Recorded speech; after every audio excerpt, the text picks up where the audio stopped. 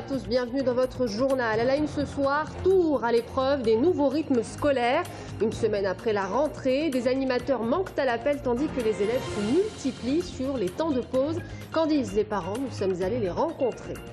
Un bâtiment écolo qui accueillera bientôt 560 salariés. Le Galion, un bâtiment basse consommation qui abritera la direction régionale commerciale d'EDF.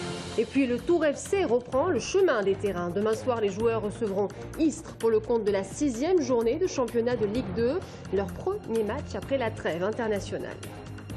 Bonsoir à tous. J-1 avant les journées du patrimoine. C'est l'événement du week-end.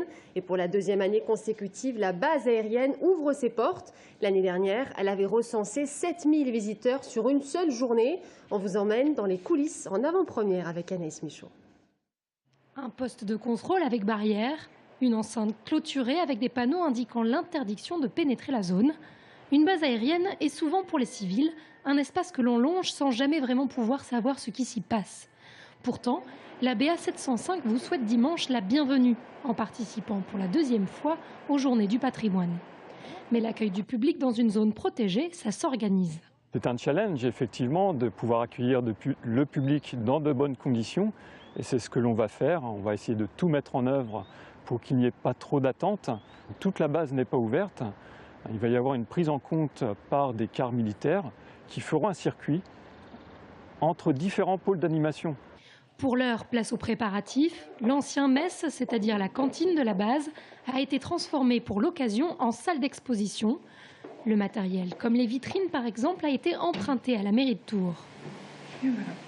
Ici, vous pourrez voir photos, équipements et carnets de bord retraçant l'histoire de la base de 1915 à nos jours. Il y aura un autre pôle avec du matériel d'instruction sous forme de maquette à taille réelle, comme un siège éjectable, mais aussi et surtout le pôle aéronautique. Avec la possibilité de voir des avions de collection, mais également surprise, ça on l'a su il y a quelques jours, l'accueil d'un Transal, d'un C-160 Transal qui nous vient d'Évreux, mais aussi pour le plus ancien, un planeur, un Caudron C800 qui sera monté en direct à partir de 9 h et qui nous vient du musée d'Angers. Les passionnés d'aviation et simples curieux seront accueillis dimanche de 9 h à 18 h. La visite est gratuite.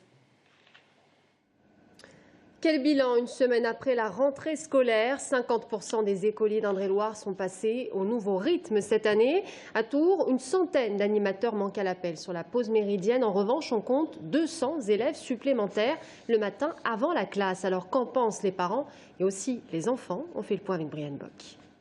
Plus d'une semaine après la rentrée, les élèves de primaire de cette école de Tours-Nord se sont déjà habitués au nouveau rythme scolaire. Et pour eux, travailler une demi-journée de plus le mercredi matin n'est pas un problème. Parce que j'aime bien l'école. Ça se passe bien. Parce que j'aime bien travailler en classe. Les parents, en revanche, sont un peu plus partagés. Certains regrettent la semaine de 4 jours. L'école le mercredi pour les petits, pas facile. Le rythme est plus dur pour les petits. Elle est très fatiguée des nouveaux horaires. Moins d'heures de cours par jour, mais une demi-journée de plus à l'école le mercredi. D'autres parents, comme leurs enfants, sont plutôt satisfaits. Au jour d'aujourd'hui, à part une grasse matinée en moins pour les enfants, j'ai pas de problème avec les changements d'horaire. Ça m'arrange, au contraire, surtout le midi, il a plus de temps pour manger. Pour les associations de parents d'élèves, le couac de la rentrée se situe justement le midi. Avec un quart d'heure en plus pour manger, elles regrettent un manque d'animateurs à la pause méridienne dans les écoles. On est entre mécontentement et attente. Mécontentement parce que d'abord les recrutements des 100 animateurs supplémentaires qui devaient arriver entre midi et 2 n'est pas encore finalisé. Il n'y en a qu'une trentaine qui sont arrivés, donc ça pose souci.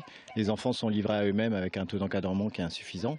À Tours, le manque d'animateurs s'explique par des difficultés de recrutement, notamment d'étudiants. Mais Régine Charvet-Pello confirme bien le recrutement de 100 animateurs en plus des 350 actuels pour mener à bien la politique éducative de la ville. Vous savez, vous ne pouvez pas empêcher un certain nombre de parents de vouloir absolument occuper des enfants. Enfin, la ville de Tours n'a pas attendu la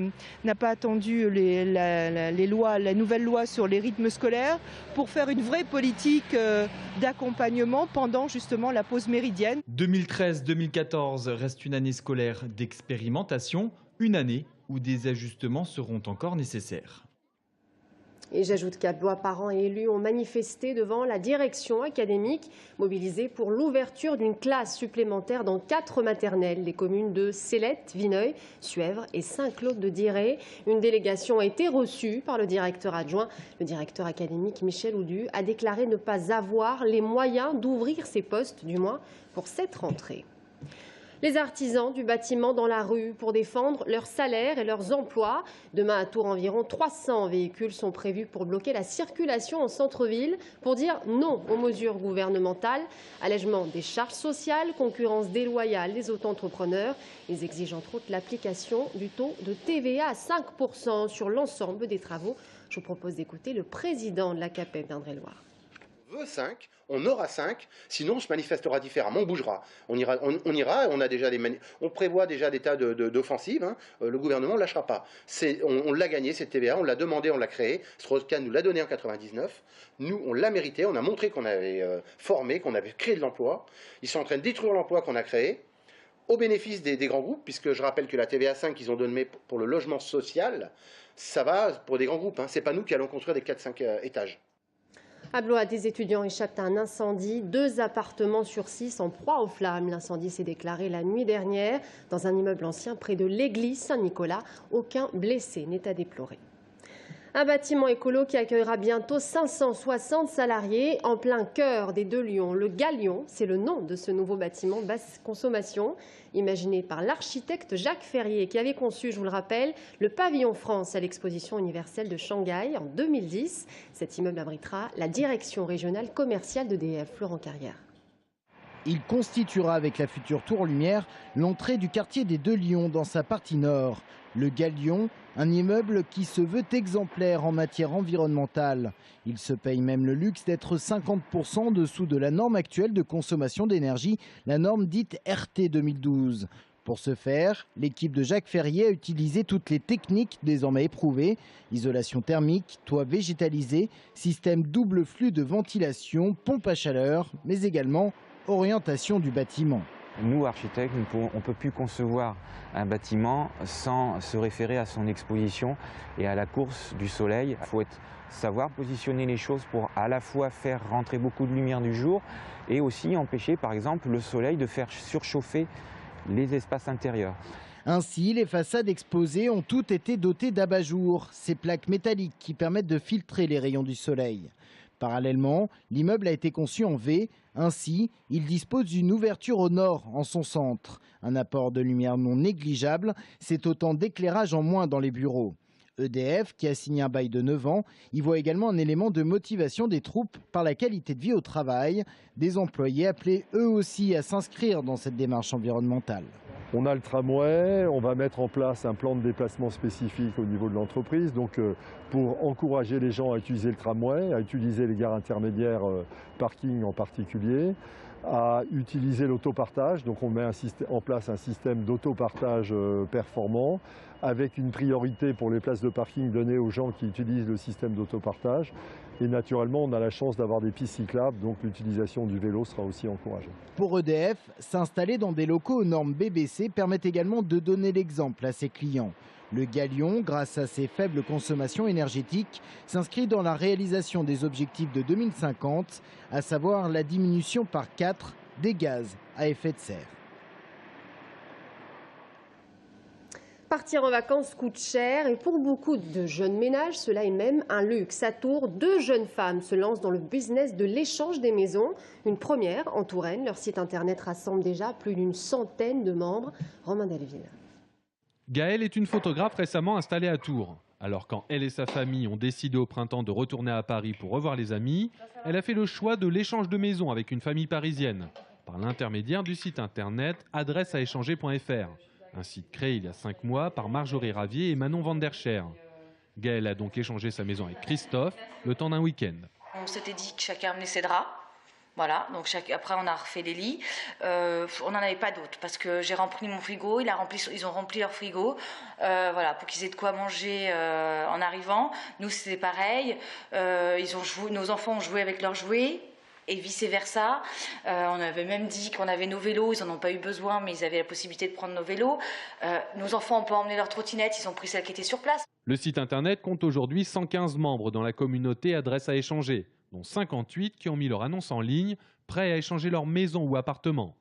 La plateforme propose 2 formules, l'échange de logement ou l'échange d'hospitalité, et ce en France métropolitaine et d'outre-mer. Une alternative à l'hôtel, au gîte et à la chambre d'hôte, plutôt destinée à des courts séjours. Aujourd'hui, on n'a plus forcément les moyens déjà d'avoir sa résidence principale. Donc déjà, quand on est content. Et contrairement peut-être aux générations d'avant, on n'a plus du tout les moyens d'entretenir une maison secondaire pour la plupart. Donc en fait, pour autant, on a toujours des week-ends et des ponts en France, c'est ça qui est bien, et des vacances. Donc en fait, pourquoi ne pas continuer à en profiter, de partir les week-ends, de partir en vacances en France, tout en n'ayant pas les frais d'une maison secondaire à entretenir. De l'aveu de ses créatrices, la route est encore longue pour vivre de ce projet. L'abonnement annuel est de 59 € par an et le prix de lancement en 2013 est de 29 €.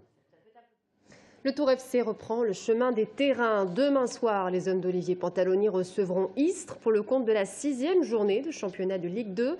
Le premier match après la trêve internationale pour la qualification de l'équipe de France, vous le savez, aux mondiaux du Brésil. Alors la trêve se révélera-t-elle bénéfique? On fait le point avec Romain Delville. 3e de la Ligue 2 avec 10 points, le Tour Football Club est auréolé de 4 victoires d'affilée avant la trêve internationale. Individuellement, une semaine de récupération et une semaine de travail pour préparer Istres, c'est bon pour le physique. Mais qu'en est-il en termes de dynamique collective? Puisque la série de victoires est en cours et qu'elle a été rompue par les qualifications au Mondial 2014. On a eu la chance de faire un bon début de saison. Voilà, après, faut continuer sur cette lancée et peut-être que si on arrive à gagner suffisamment de matchs, on pourrait peut-être espérer quelque chose de bien à la fin de l'année. Une trêve bénéfique pour Tours, 3e, ou pour Istres, 18e. Cette crainte habite Olivier Pantaloni. Le FC Istres, c'est l'équipe des nuls. Contre Bastia, Créteil, Auxerre, leurs 3 derniers matchs en Ligue 2, ça s'est conclu sur un score de parité. Un peu mieux faire istréen alors qu'à Tours, on cherche la confirmation. Je me suis rendu compte aussi au cours de ces 10 jours qu'il y avait certaines choses qui avaient été oubliées. Donc ça va très très vite. Il faut faire prendre conscience au groupe que ce qu'on a fait, c'est bien, mais ce n'est pas suffisant dans une saison. La prochaine trêve, c'est dans 1 mois et demi. D'ici là, le TFC joue 10 matchs, dont le 16e de Coupe de la Ligue. Une nouvelle étape dans le marathon de cette saison. Et demain soir, Jean-Marc Ettori, le président du Tour FC, sera l'invité de la rédaction. Voilà, c'est la fin de ce journal. Merci à tous de nous avoir suivis. Pour l'heure, c'est David Chollet, secrétaire régional d'Europe Écologie Les Verts, qui nous rejoint. À tout de suite.